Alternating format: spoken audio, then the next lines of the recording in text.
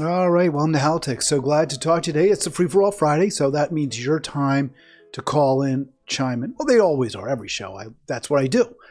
I really, really want to talk to you. This is a dialogue. We'll get into the whole issue of a dialogue, why I believe that's important, why I do the live stream the way I do. Perhaps a little bit later, maybe when I'm talking about Jimmy Dore, one of my former favorites, perhaps at one time my favorite. No longer. Please subscribe. Please click like. I need your subscriptions. I got to get those. Really. I mean, this is all about, someone said to me the other day, did I mention that? I may have mentioned this. I forget sometimes some of the things I say.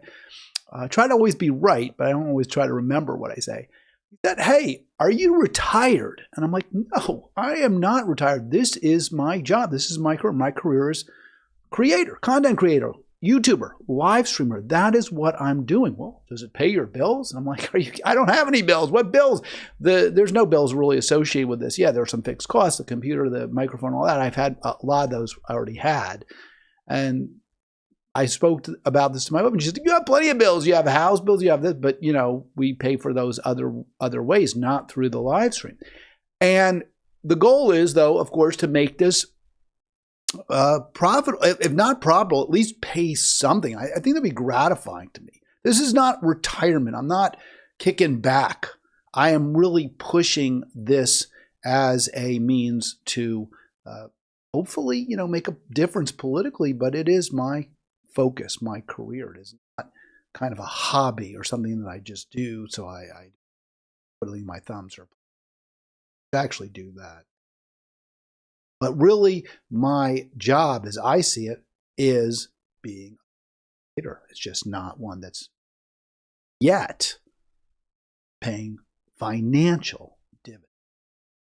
All right, let's start with Now, we had guests all week, and it's always fun. It was great yesterday talking to the comics, Adam and Liz, and I had Mike Hirsch earlier on Tuesday. We had quite a debate, and it was a long program, too, very long form, and Monday was with Arlen, as it always or almost always is.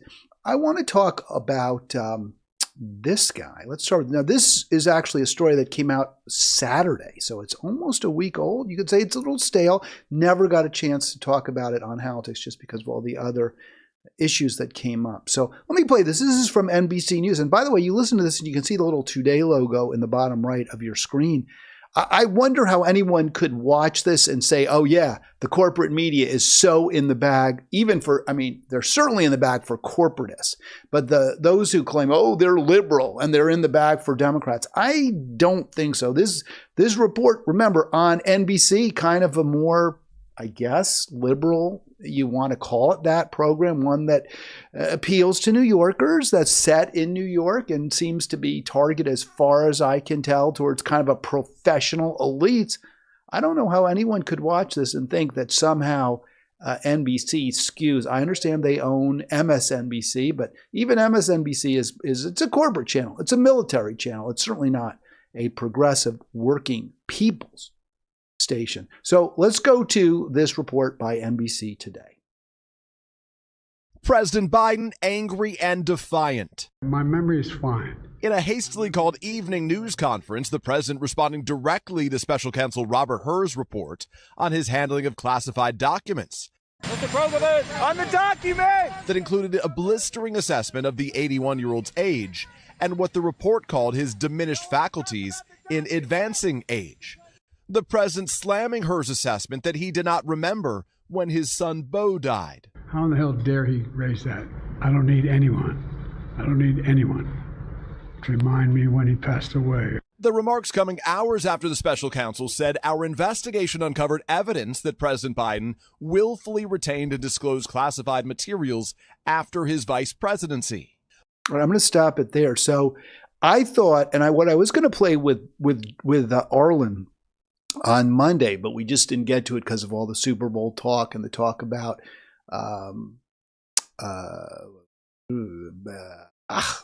Taylor. I think we talked about Taylor, did we not? Anyway, all that conversation really kept me from getting to some of the other stories. And I thought Joe Biden did a really nice job in responding to this report when he said, how dare he bring up my son Biden as though I don't remember his Beau, as though I don't remember when he died. And I thought that was a pretty powerful presentation. And you just heard part of it. So, I thought Joe Biden did a pretty good job. This report by NBC really does focus on the negative from that guy. I guess his name is it Burr or Her? He's from Maryland. He's a prosecutor. He said, Biden just couldn't stand trial. Nobody would believe he had the necessary guilty mindset, right? He didn't have the mens rea. He didn't have the guilty intent. He didn't really know what he was doing. And he can't remember, he can't defend himself, so he can't stand trial. Looks really bad, right? I mean, it doesn't, it gets him out of the legal jeopardy that Trump is facing for having taken documents that he was not entitled to and violating national security, which apparently Biden did too. Of course, I don't think they're even closely analogous. Biden, I'm sure, didn't really know what he was, I'm not saying he didn't know what he was doing, but it's probably his advisors or his staff. And as soon as the materials were requested, he immediately returned them. That's very different from Trump. So I'm not analogizing. I'm saying there's some similarities. They both took documents they weren't supposed to, they weren't entitled to, they shouldn't have taken when they left office. And Biden is not going to have to stand trial the way Trump is now standing trial, in part because the prosecutor says, well, he can't. Nobody's going to believe he even knew what he was doing. And that very kind of nasty to say it that way. And obviously Biden responding, and I think pretty powerfully, pretty effectively to that allegation. Here we go. But said no criminal charges are warranted in this matter, adding that a jury would likely see the president as a sympathetic, well-meaning, and elderly man with a poor memory.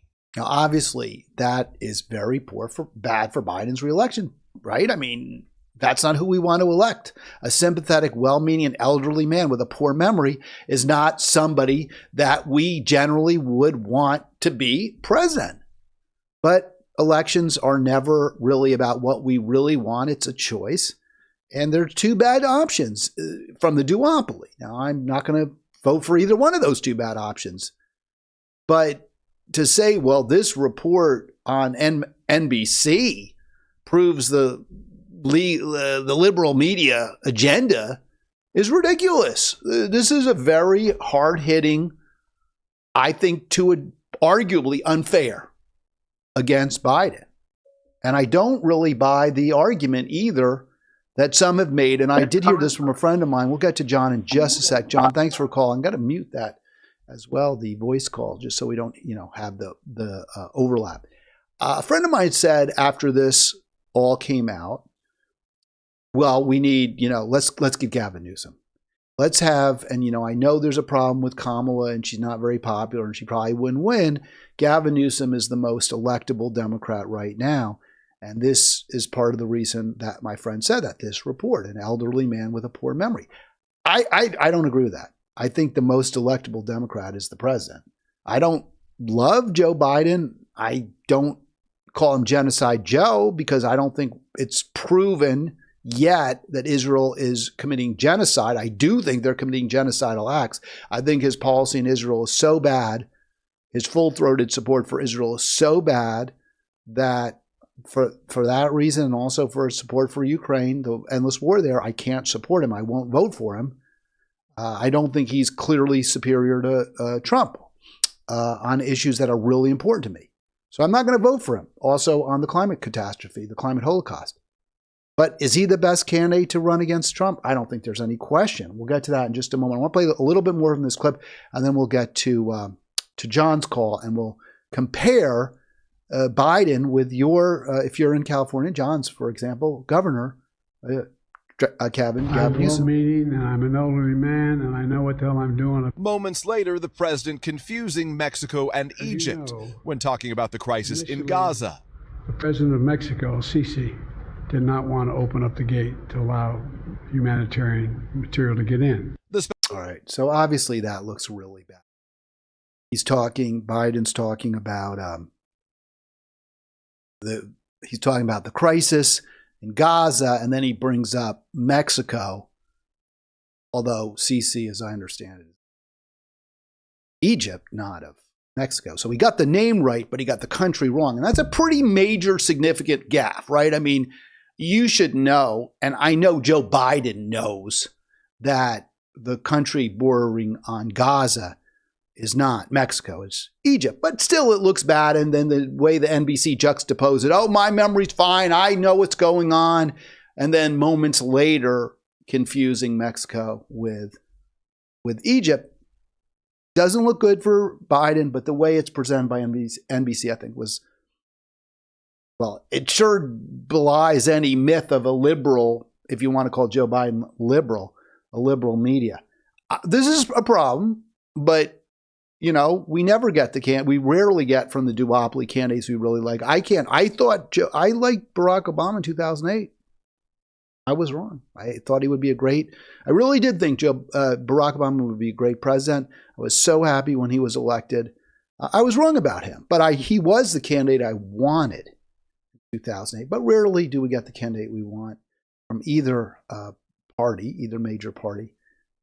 Even if it were Gavin Newsom or this guy Phillips, that wouldn't be the candidate I want either. Let me get John on. John, let me ask you this, because I was going to transition from why, Biden's getting some bad attention and how I thought that was a somewhat unfair slanted story against him in NBC, although ultimately it does document a serious issue, his age, his senior moments, his memory, which is obviously fading. I still would say I think he's going to be stronger than your governor, Gavin Newsom. Your thoughts?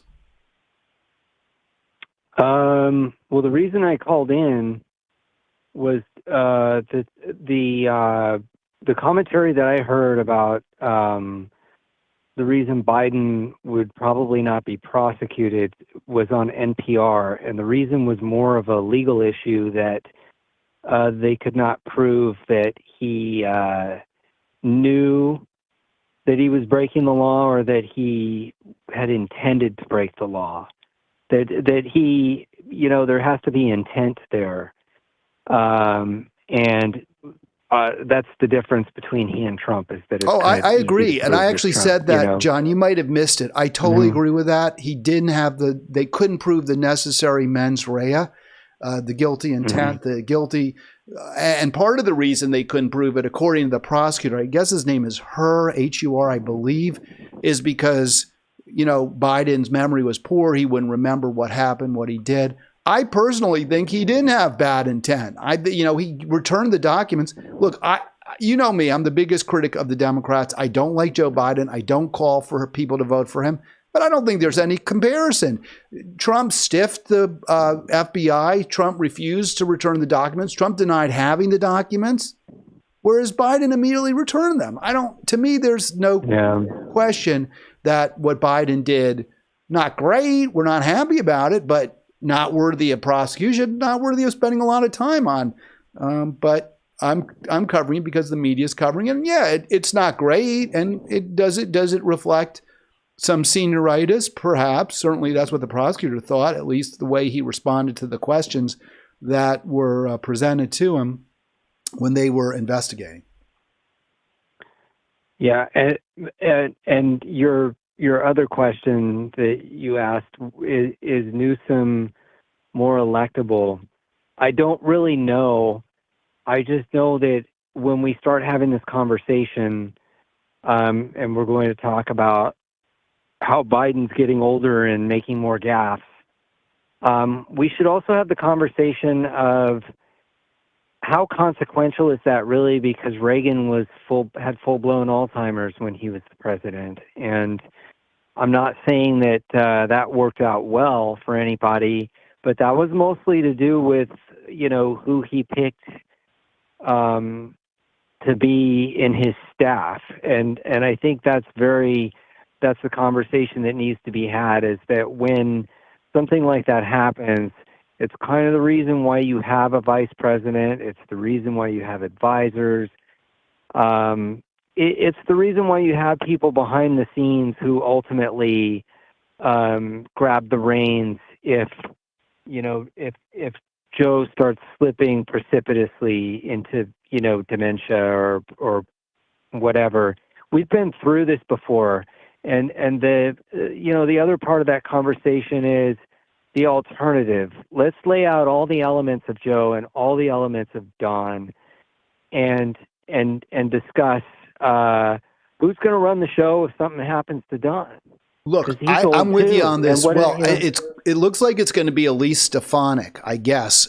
She's sort of a front runner, congresswoman, somewhat little known from New York, a real grandstander. She went after the president of Harvard, alleging that she was too soft on anti-Semitism, which was an absurd charge. The real concern in these elite universities is how Palestinian voices are being silenced and how pro-Israel voices are constantly being platformed and given a megaphone. So Stefanik is terrible. I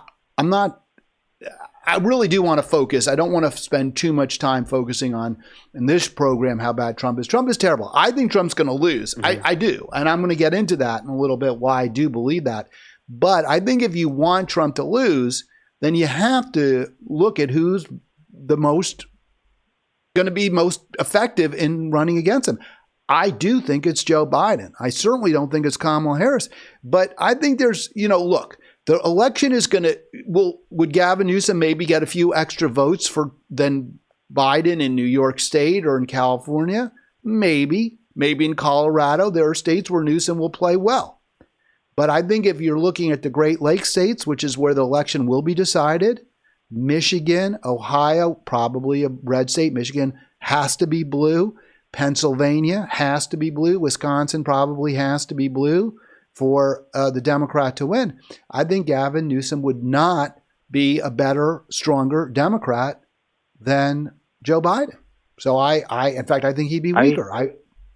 That's my point. In Michigan, you may be wrong about that because there are a lot of Muslim voters there that are very unhappy with Joe Biden and his handling of Israel. That's a great point. John, that is a great point. So, right. And it's enough. There are enough of those voters there. This was another story on NPR. They're very angry, and they're threatening to pull their vote from Joe. And if he loses Michigan, we've got a big problem if you're a Democrat and want Joe to win. So...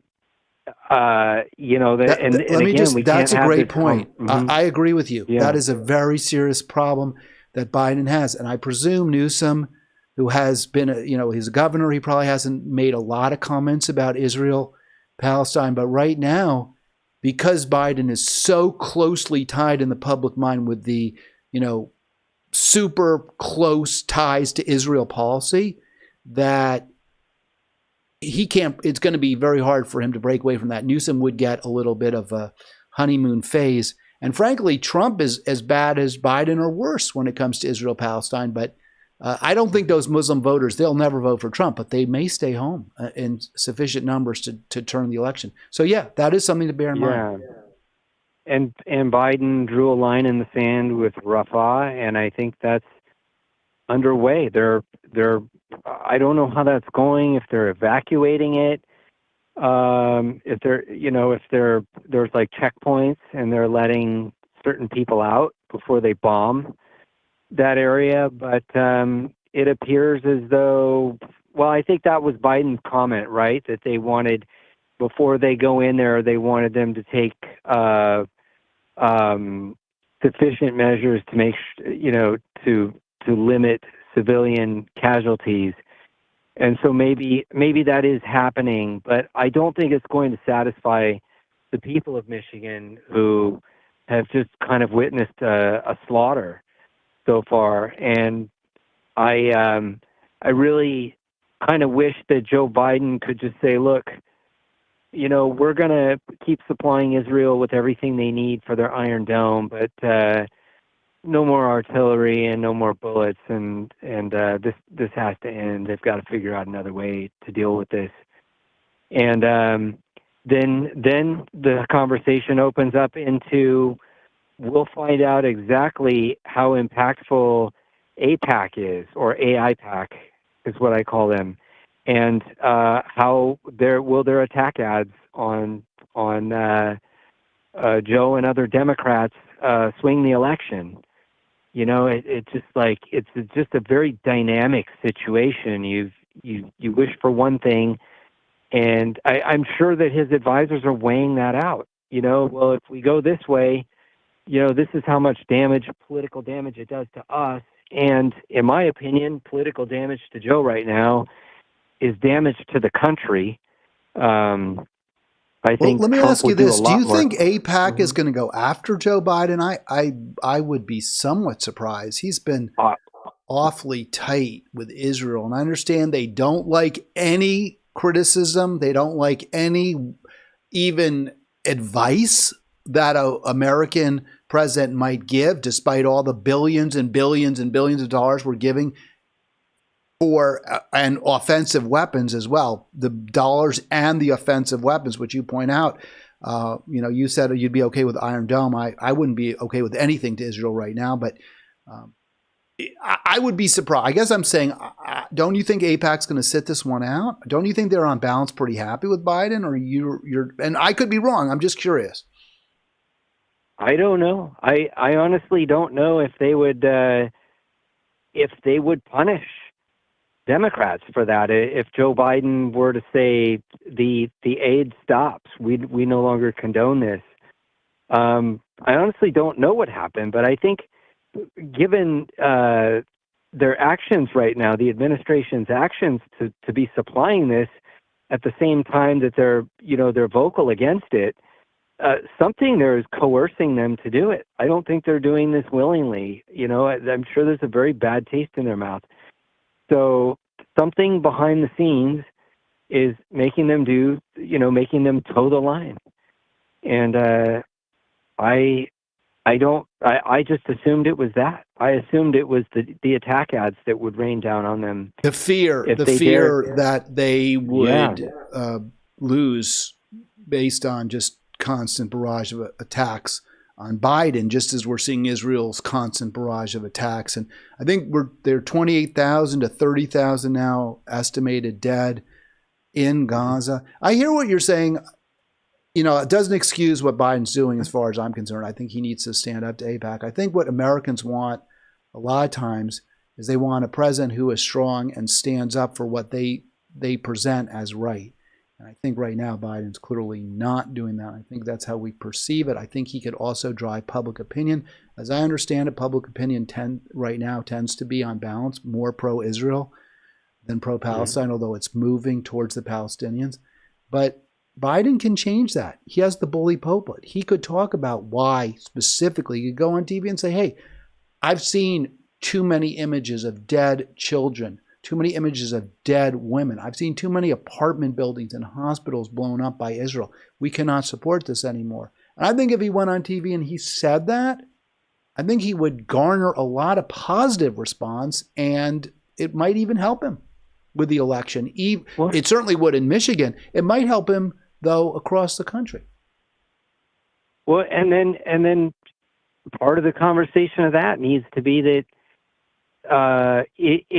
are the Palestinian people really culpable for not only Hamas but Israel's failure to defend that border?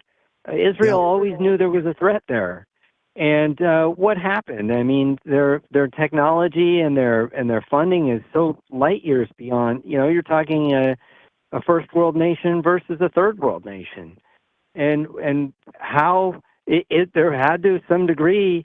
Israel had to have allowed that to happen. So, do they really? Is it really warranted to go in and just level their, all of their infrastructure that 2 million or no, what is it? 6 million people lived in Gaza. I think it was 3 million. It was about 2.5 to 3 million, 2.5. And, the number is shrinking. So, I mean, it's shrinking partly because of the murder, the killing. I call it murder, but I mean, these are people who have nowhere to go. They're told, go here, go here. Rafah was a city where the Israelis said, you should go to Rafah. It's in southern Gaza. You'll be a little safer there. Obviously not the case. Others evacuating, going to Egypt. But, they're depopulating Gaza right now. Oh, and the other thing, too, that's going on, I mean, things are quite active in the West Bank, too, and Palestinians that once essentially had, I don't know what you would call their version of the green card, but they could go into Israel to work. They're being laid off en masse, and Israel's talking about bringing in Indian workers. So there's an economic siege going on too. This is the damage from this. We're not even going to see the full extent of the damage of this until many years down the road. It's so horrific, and people are probably already now starving to death. There's certainly many dying from injuries and medical conditions that aren't being treated after Israel bombed the hospitals and destroyed pretty much everyone that was in Gaza.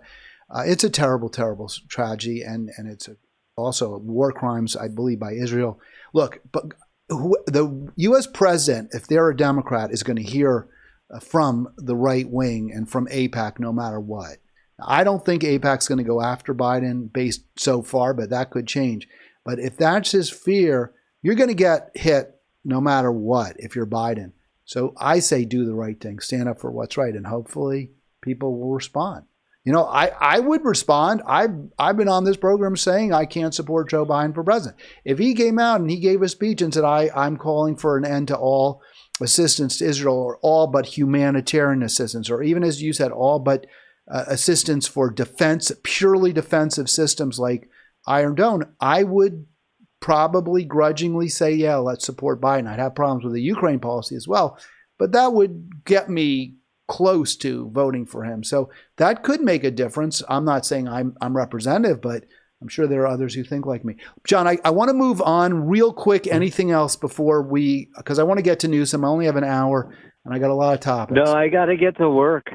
Hey, it's so good to hear from you, John. Thanks. Have a great weekend. Really nice to hear from John. So real quick on Gavin Newsom. Now, I don't think Gavin Newsom, John made a great point about Michigan. He may well be right that the significant minority of Muslim and Arab voters, or Arab American voters, I should say, in Michigan could make a difference and actually could help Newsom win Michigan, whereas Biden might not. Here's my theory, what I was going to say. I think why Newsom will have trouble, though, in general with working class voters. He just doesn't come off as in any way working class or having any real affinity or closeness or any relationship whatsoever to workers. And he's from a very elite family. I think they were, investment banking, I believe. Could be wrong about that. Maybe ties to the DeYoung family, which owned the San Francisco Chronicle for, well over 100 years.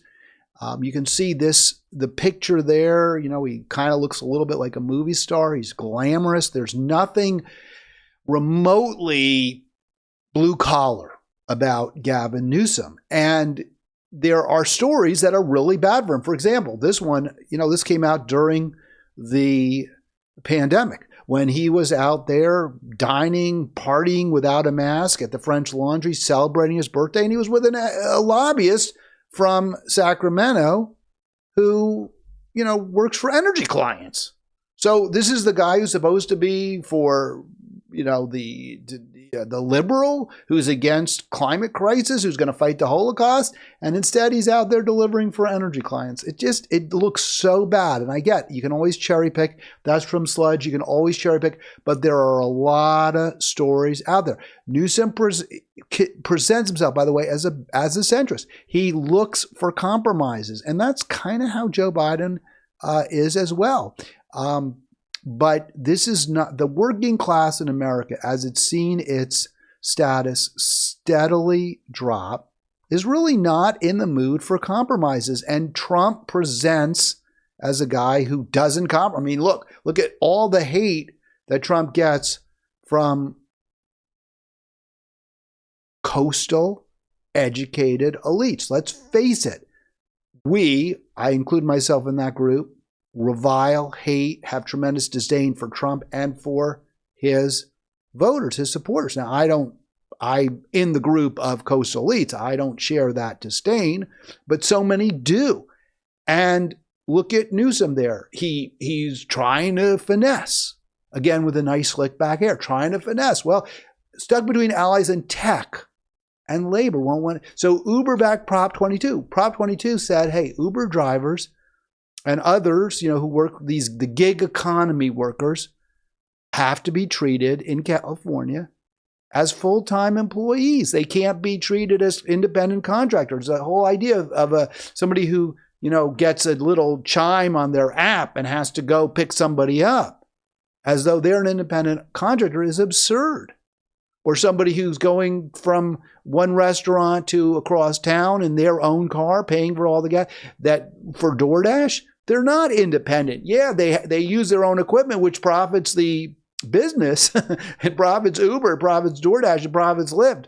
But it's terrible for the worker, for the laborer. So California Assembly made what I consider to be a great call and said, no, you can't do that. You can't exploit workers the way you are. And they, Uber, Lyft, DoorDash, what have you, did the wrong thing, of course, which they always do. They, in terms of when it comes to working people, said we're going to overturn it. We're going to spend hundreds of billions or tens of billions, I don't think. Tens of millions, not billions, tens of millions of dollars probably on reversing AB 5, which is what said gig workers are employees. And they were successful. Gavin Newsom might have made a difference. Gavin Newsom, a relatively popular governor, could have come out and said, no, Prop 22 is a bad idea. We don't like Prop 22. The people who take your groceries, from, Instacart or what have you, the people who work for DoorDash, the people who work for Uber, they are employees. They deserve benefits, especially from these multi-billion-dollar tech corporations, but Newsom wouldn't do that. So again, he is not going to be perceived, and correctly, he will not be perceived as a friend of labor, of working people. He doesn't have really a record that suggests he is. He doesn't come across as blue collar, working class in any way. I think this will really, really hurt him. Just give one more quick story. And I want to just say, I kind of don't hate Gavin Newsom. I mean, do I think he would be a better president or a less bad president than Joe Biden? Yes. Do I think he would be a less bad president than Donald Trump? Yes. I don't know all of his policy. I don't know where he is on foreign policy. I fear he would be pro-Ukraine war, endless carnage there, which is a terrible, terrible thing. And that might cause me not to vote for him. I guess he'd have to come out and say, but I don't hate Gavin Newsom based on what I know. I think he's a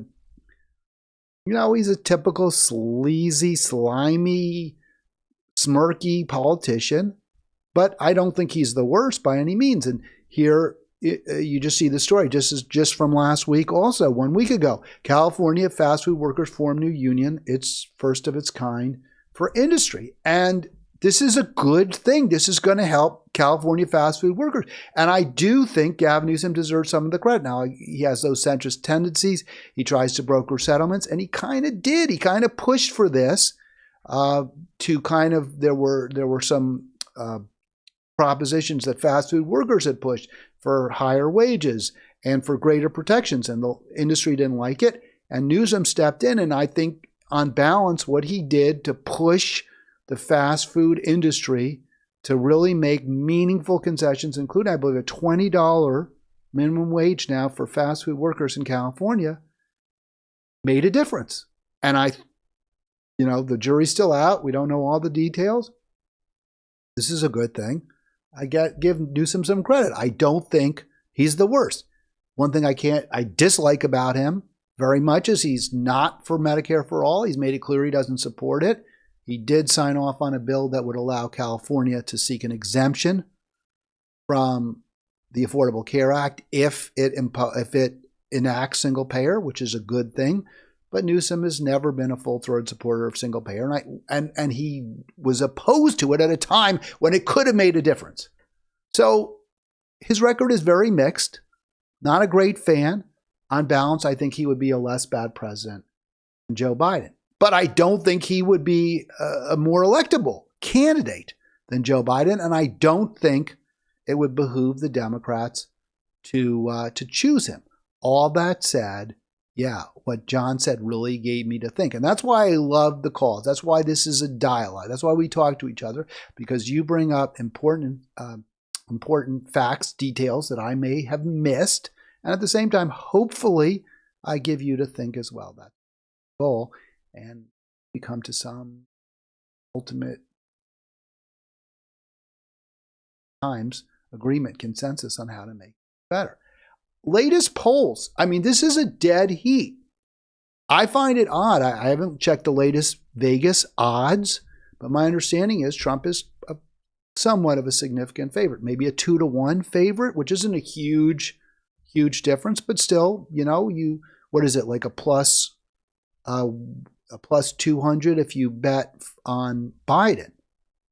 So if you bet 100, you'll get 200 back. That's pretty significant. It may be less than that. It probably is narrowing. But if that is what Vegas is claiming, I don't get it. The polls are maybe it's because they view Trump as having an advantage in the Electoral College. I think Trump is got problems, major problems. Certainly the criminal and civil cases, 4 significant major litigations he has to deal with. To me, he's the one who should be, whose team should be biting their nails to the quick, even more so than Biden's. Of course, it's not over. Of course, Trump has a real shot at winning. This RCP average, Real Clear Politics, shows him up 1.1. But that's like nothing. That's all the recent polls are very close. Those are reputable polls. Emerson's a good poll. I told you should look at the polls. Emerson's a reputable poll. YouGov is a very good poll. Morning Consult, I throw that out. NPR is a good poll. That has Biden +1. So it's close. NBC News and CNN, those are solid polls. Those gave Trump big advantages at the end of January. But you see, Quinnipiac gave Biden the advantage. So the reason I present these is not because who knows. I mean, the polls are what they are. They give you a snapshot that may or may not be accurate. But bottom line is they're showing a very tight race. Biden is far from out of it. I think he wins. I don't think and we'll show by comparison, we don't have a lot of polls that show Trump versus Newsom, and with good reason, because it almost certainly isn't going to happen. But I think we should at least take a quick gander if we're going to really champion an alternative to Biden. Well, who's that going to be? Harris does worse than Biden, and people know who she is. And at least in the latest poll, we should mention Emerson is a reputable pollster. Trump's up by 10 over Newsom. Now, I get it. Newsom doesn't have the name recognition. Maybe if he was running, people saw him on TV. He is handsome. He's photogenic. I think that hurts him in some states, but maybe it would help him overall. I don't know.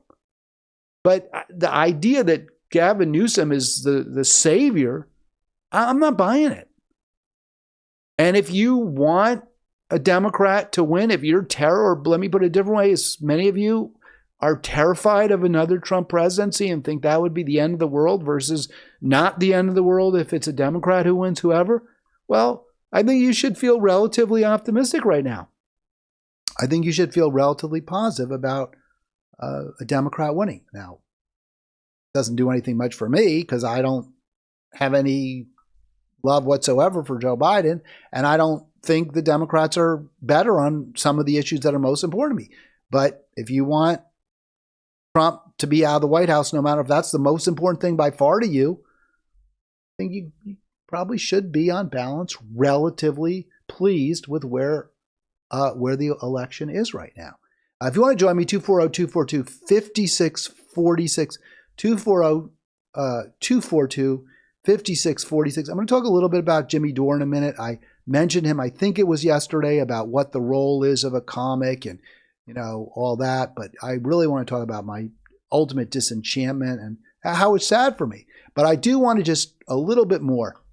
Trump, look, for cases, 4 significant litigations he's dealing with. New York, he's got 2. He's got the Georgia case where he's, I think, the strongest, right, was his election integrity case where he, and we know he did. He was calling up Brad Ravensburger and says, find me votes, find me votes. I don't know what law that violates. There must be something. I don't get how Fannie Willis's affair with a special prosecutor is relevant to any of that. I don't know why this is holding things up. I have asked somebody who would know to join us, and I'm hoping she'll come on. But, you know, I guess Trump benefits from that a little bit. The trial's being delayed because the DA from Fulton County is embroiled in a personal scandal, which it looks bad. I mean, she shouldn't have appointed her lover to be the special prosecutor. She shouldn't have done that. She shouldn't have gone on vacation with him that he paid for with money that her office paid him. I mean, I get that it looks bad, but I don't know how it has anything to do with whether Trump violated Georgia law when he tried to turn over every single rock in some way somehow to turn the election from what the voters of Georgia wanted to what he personally preferred. It looks bad. It's a bad. He was wrong. Assuming there's a law, he violated it. The situation with E. Jean Carroll looks bad too. I think he won the case, right? He ultimately won a trial, but then he said she was a liar, and then he loses now because she's calling him on libel. He can't just shut his damn mouth. He's always got to spat off his mouth. Now he owes her money for defamation, even though he won the case, the alleged rape case that Carroll brought against him. So he's in trouble in New York. He's in trouble in D.C. The D.C. Circuit said you're absolutely not privileged to commit crimes when you're president. You don't get to avoid charges of inciting people to rebellion just because you were president at the time. You don't get to claim some kind of immunity for that. You're not immune. The 3-judge panel ruled unanimously against Trump, said you do have to stand trial. Now, I know it's before the Supreme Court and the court may punt and put it off. I don't know. But all of that looks really bad for Trump. And with all that coming down the road, right? And Trump, and then there's the thing where the Stormy Daniels payoff. I don't know. There was also, and I think I forgot one, right? There's DC, which is the incitement to rebellion. There's Georgia, which is conspiring to change an election result from the Democratic will. There's the Carroll defamation damages. And then there's the tax case where Stormy Daniels payoff, and then there's also where, yes, he was lying on tax returns or undervaluing or overvaluing properties to banks so he got better terms on loans. So all of that looks terrible. Some of it is just really, really just evil stuff, right? I mean, it's elections. So that's still more and more shoes are going to drop. And right now, Trump is basically in a dead heat with Biden. I don't know how he wins. But maybe he does. I mean, this was Arlen's position. He could. I shouldn't say I don't know. People hate the Democratic establishment. They hate Democratic elites. Joe Biden was able to win because he presented himself as a bit of an alternative, just as Trump was able to win in 2016. Republican.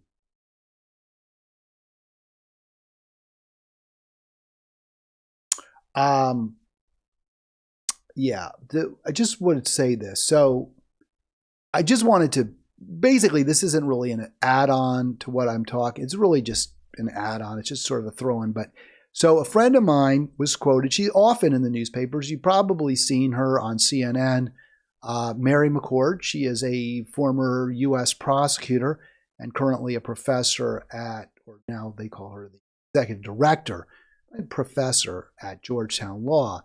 And she says, yeah, depends on whether the Supreme Court agrees consider to hear Trump's claim of immunity for the trial, right? If they hear the claim of immunity that he can't be charged in court by Jack Smith for actions he took while president, which again, the DC Circuit rejected out of hand, he appealed that to the Supreme Court. The Supreme Court could very well say, well, let the trial happen. Make your arguments at the trial court, make your arguments to the jury, and then we'll take it up after that if we need to, because who knows, maybe you'll be acquitted. And then it's all a waste of time. So Mary McCord says, and she's hoping to get her on the show. That's my goal. I've asked her already. If the court rejects cert, Supreme Court, yeah, this could happen during summer and fall. So I'm not one of those people who think, yeah, it's a done deal, Trump's going to win, or even he's the likely winner. I showed you this slide yesterday when I was talking to the comedians, Liz, and I hope you got a chance to watch that video. If you do, please comment.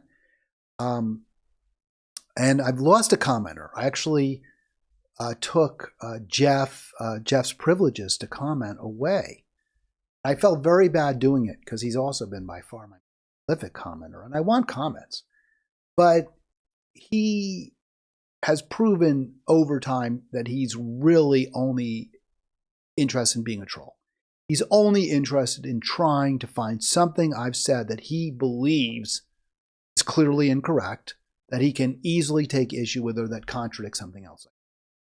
It's never for Jeff about solving problems. In fact, he rejects the idea that I think some of the, I shouldn't say I get the sense he doesn't think people sleeping under bridges, people begging the children hungry, endless war. I don't think he views those as a real problem. I may be wrong, but all he can do is try to claim, my solution bad ones, or I'm phony or whatever. I don't know. And I pleaded with him. I've implored him, hey, it's got to be a dialogue. We're trying to work together. Presumably, we see things, at least we see problems.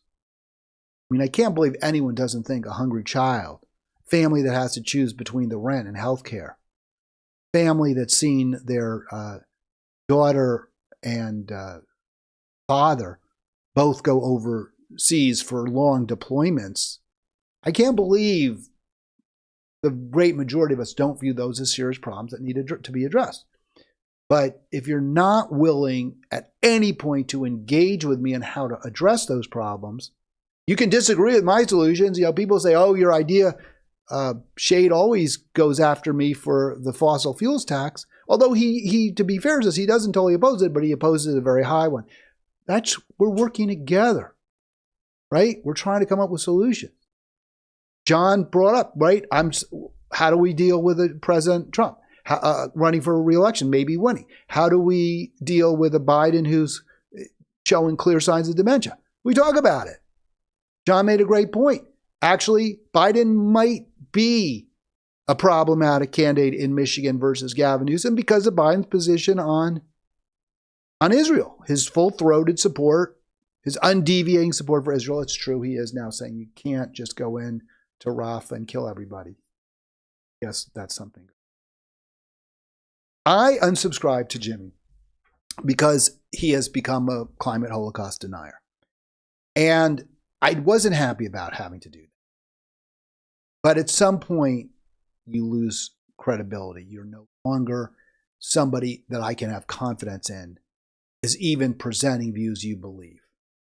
And even if he believes it, if he really believes that the climate holocaust is a hoax, then that represents such a massive failure to see reality, such a complete irrational view. I cannot have confidence in his positions.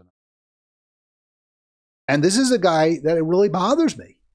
to have to do this because I learned a lot from Jimmy. I think, he was one of the first people to come out day after day, pointing out the massive holes in the Russia conspiracy hoax that Hillary Clinton's team fabricated. And he was one of the first to debunk it. And he gets no credit for it. And those who fell hook, line, and sinker for Hillary's fantasy, and I think Hillary maybe believes it because she can't, if she doesn't believe it, she has to say, okay, well, people really dislike me so much, they find me so objectionable that they actually, in enough states for Trump to win the Electoral College voted for him. So, which would you prefer? To believe that actually Trump beat me? That's pretty hard to accept. Or the Russians conspired with Trump and undermined, and a bunch of deplorables fell for their nonsense. Of course, if you're Hillary, you're going to want to believe that. But that doesn't mean you should believe it. That doesn't mean that I should believe it. And Jimmy Dore did a great job to, uncover that hoax, unmask it, and prove how false it was. He was totally right about force the vote. I understand Mike Hirsch disagrees. Well, Mike Hirsch is just wrong. The Democratic elites, the Democratic establishment are not on your side. They're on the side of Wall Street. They're on the side of their corporate backers. And Jimmy Dore pointed that out. And he pointed out how by failing to take them on, AOC and Ayanna Pressley and the whole squad, and not just them, but Pramila Jayapal and Jamie Raskin, and Daryl Nadler, and the whole progressive wing demonstrated how weak they are, how they're not on our side. Jimmy's done a lot of really good stuff. And I could go on and on. So how do I throw that out? How do I throw all that out now because he's become a climate Holocaust denier? And it's not easy, and I'm sure I'll go back and watch some of his videos. But in the end, I just can't really have confidence in what he's saying. He exposed the phony, or the very, very questionable at best insistence by the corporate media that Assad in Syria was gassing his own people. And this was something that the U.S. government, the CIA wanted you to believe so that you would support endless war against Syria, including our supporting Al-Qaeda, which was fighting Assad. And it almost was certainly false. And Jimmy did a great job with the help of Max Blumenthal and Aaron Monte exposing that nonsense. I hate to say, and the New York Times, I was thinking about this. Well, I still subscribe to the New York Times. The New York Times has been totally wrong on a lot of these issues. They've been just as wrong as Jimmy. So why would I still subscribe to the New York Times and not to Jimmy? Well, Jimmy's an opinion guy. Basically, he does present a lot of facts, and they're really important. But at bottom, he's not a reporter. He's not on the ground. He platforms really good people like Aaron Monte, and generally agree with Max and others.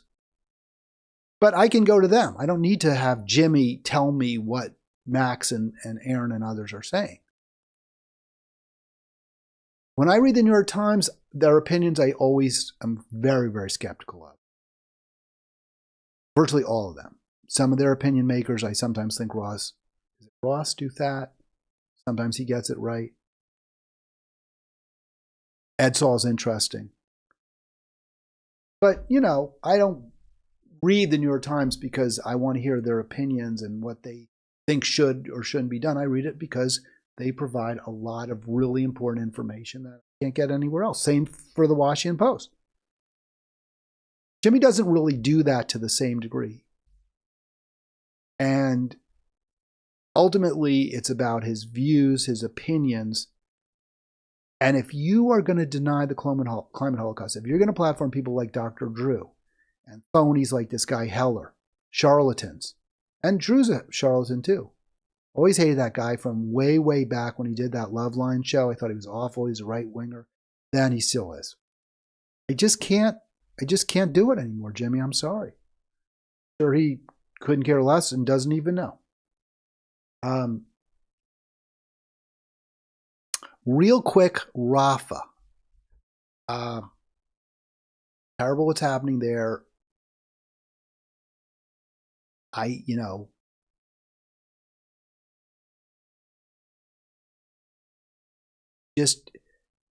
said, is it genocide? This sure strongly looks like it, doesn't it? The dead bodies, night full of horror. The death count just keeps rising and rising, the people that Israel kills. This was over the weekend. Friday, what was it? Likely to rise, the death count? Monday, Sunday night, Monday morning. And it just keeps going up. I mean, it did rise. It did rise. And it's not just, that's from the New York Times. Okay, so that's why I subscribe, because they give me information like that. And you can sort of know when to believe the New York Times when they present facts, especially, but also opinions that go against elites, that go against their dominant narrative. So they've been pretty much pro-Israel. They presented this story that very poorly sourced, probably not true, mostly not true, or almost completely untrue about rapes by Hamas on October 7th. But if they're telling you how bad Israel is and all the killing by Israel, you can probably believe it because they're basically on the side of Israel. That's who their advertisers support.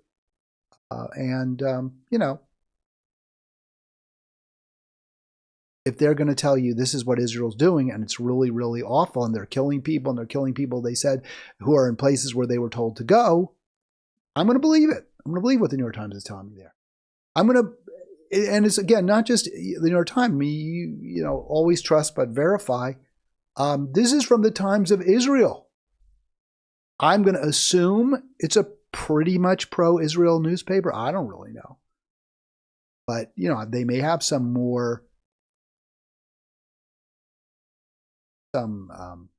sort of alternative there. I hope they do. This is, again, from the Times of Israel. And it tells you how bad things are. Germany, France fear humanitarian. So these are Israel's tight allies. They fear humanitarian catastrophe. Prime Minister Netanyahu vows to press ahead. He said civilians will be able to leave, but they were stopping. Up until very recently anyway, Israel was stopping civilians from leaving. Now, I don't think it's enough to say, okay, you get to leave as we completely destroy your home or the place where you sought refuge because we told you to go there. I don't think that's okay. But how much worse to just keep these folks bottled up where they're being bombed. Again, words start to fail at the unmitigated evil. And just in case you're wondering, and this is why, I will not support Joe Biden. I can't. I understand he's sort of pressing Israel to be a little less brutal, but he's never once said we need a ceasefire. He's never once said we got to stop supplying the IDF. I don't know that he's even met with any representatives from Gaza, as far as I know. Gazans have begun packing their bags, but others are fearing even greater misery and starvations in the bombed-out hometowns they fled. So folks fled to Rafah because they thought it might be safer based on what the IDF told them. Now they're being bombed in Rafah. We have nothing to eat. My grandson cries from hunger. The only thing that's moved Joe Biden is that he might lose Michigan, is because, I talk about this with Mike Hirsch, because he's really afraid that his pro-Israel policies could cost him the election. That's the only way we can get these Democrats to get off corporate ladder. Only way. They fear legitimately that they will support the people with, morality and decently. That's why I vote for Joe Biden. Don't vote for him unless he changes his policy. Because the policies are so bad, so destructive, so wrong, it's hard to see how Trump's could be any worse. I mean, I'm not saying you can't see it. Yeah, we can imagine. But not how much worse than supporting the genocidal activities of the Israeli government. 28,000 people. This is earlier this week. And by the way, this is from that Times of Israel. They say 1,200 dead on October 7th. The number, of course, has been revised down. Closest I could get, the one that was most precise, they kept revising it down. I think they started with 1,400, then they revised down to 1,200. Israel's always saying, oh, you can't believe the numbers that Palestinian authorities are telling you. As far as I know, they've never been revised down. I don't think anyone's ever said the Palestinian authorities' numbers of casualties are wrong or they're understating the death toll the way Israel overstated it or they're overstating the death toll. I'm sorry, that Palestinians are overstating the death toll the way Israel. They are now saying Israel basically, well, about 1,200. In fact, approximately, or the numbers now exactly presented as 1,139. And of those 1,139, a large number were military or police, security forces. Now, I'm going to say it's okay to kill security or police or military, but it's not the same as civilians. Whereas the casualties in Gaza are overwhelming. Overwhelming. All right. That's going to do it for me today. I'll be back Monday. It's the end of the week. I hope you had a great week. I hope you have a great weekend. And I hope you'll subscribe. Don't forget, let me put that subscribe now button up one more time. There it is. Please do subscribe. It's going to ring now. That means that if you get notifications, you click notifications again. Me when I go live. We're here to talk. We're here to dialogue. That's why we do this. John, thank you for calling. And everyone else, folks, have a great, great afternoon. If that's when you're watching or whatever time it is, enjoy the rest of your day or your evening. I'll be back on Monday with